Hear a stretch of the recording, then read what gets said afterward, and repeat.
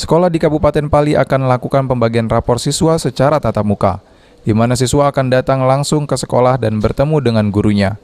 Atas hal ini, sejumlah sekolah di Pali, baik itu SD, SMP, maupun SMA, telah menyiapkan proses pembagian rapor tatap muka ini, yaitu mengenai protokol kesehatannya.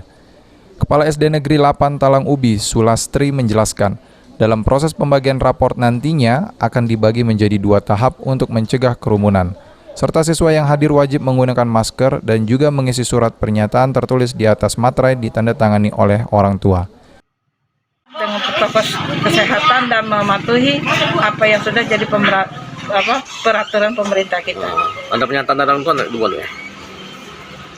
Pernyataan orang tua ada karena apa? Itu sangat dibutuhkan sekali. Syarat utama itu pernyataan orang tua.